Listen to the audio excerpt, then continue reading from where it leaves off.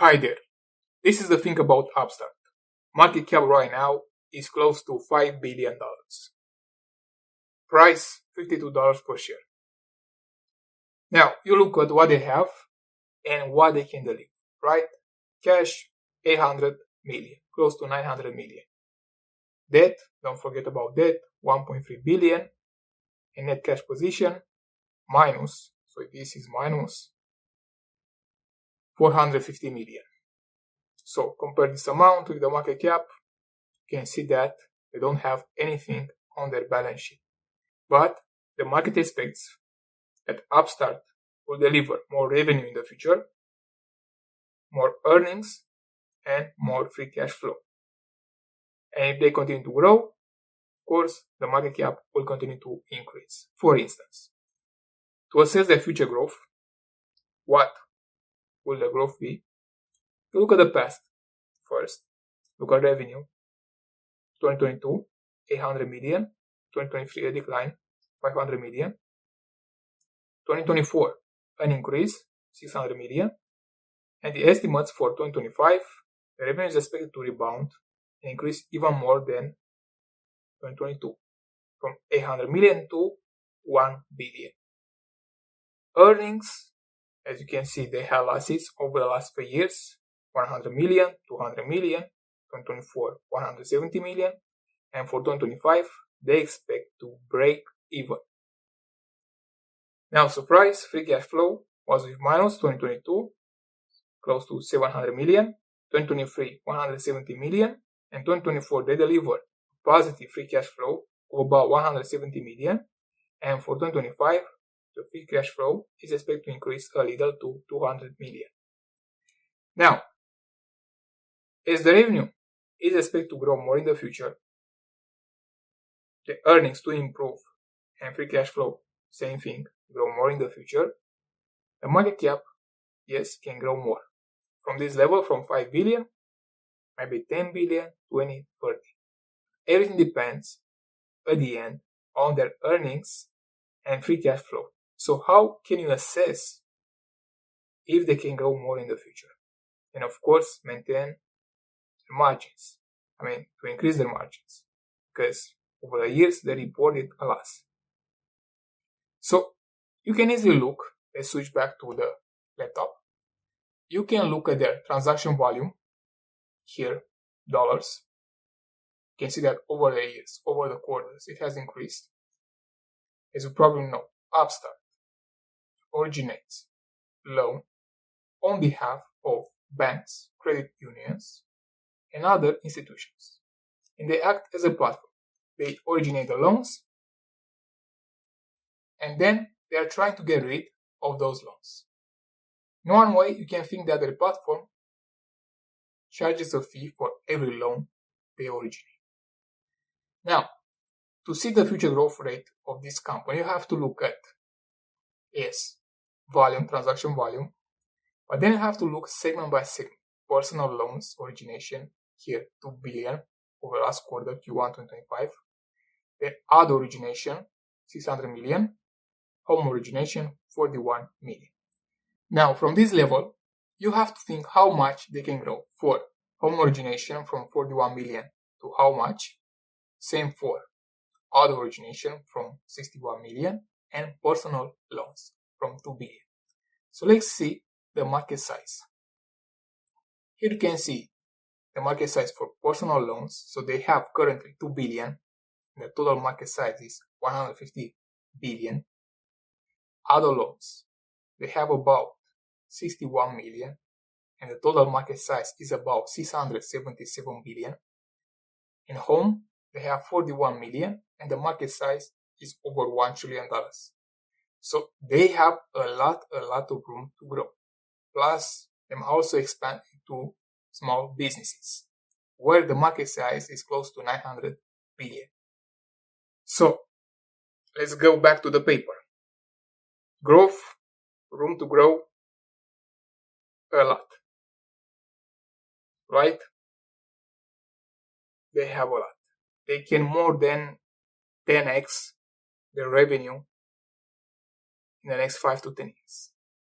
Then you have to ask yourself if they can increase their profits. from 0 maybe to 200 million, and then even more, maybe 2 billion if they continue to grow, because the market size is quite large. Now here you have to think how they make money. They make money, and most of the revenue comes from charging a fee to banks, credit unions,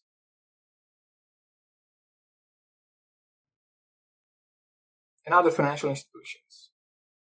So they use their platform, AI platform, charge a fee to those banks, and they originate loans, right?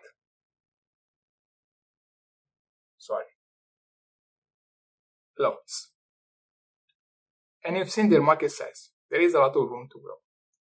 Now, you have to think over the next 5 to 10 years, what will happen?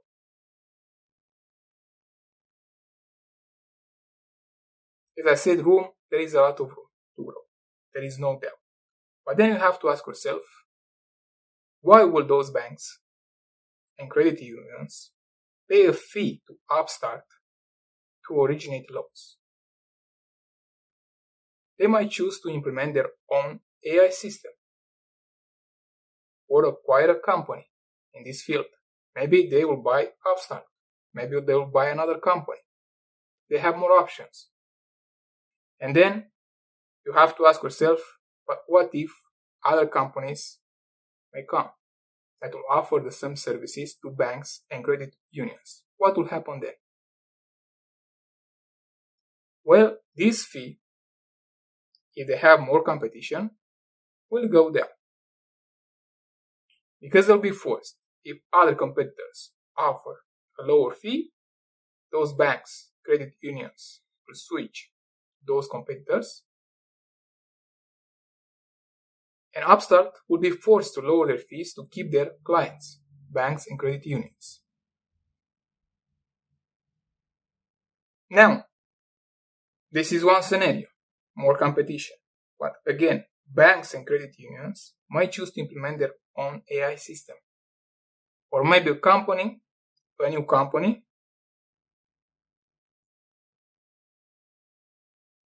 will offer only this service to offer a platform, AI platform that can originate loans. And they just pay the software service, subscription service. So there are a lot of possibilities that can happen.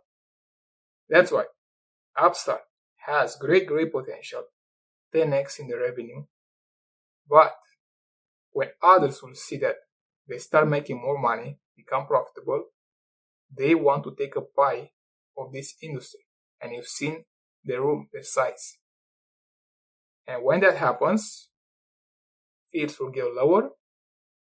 You might see more competition. Banks will decide to implement their own AI system to originate loans. And over a longer period, the revenue might not grow that much. That's why you have to be very careful with Upstart.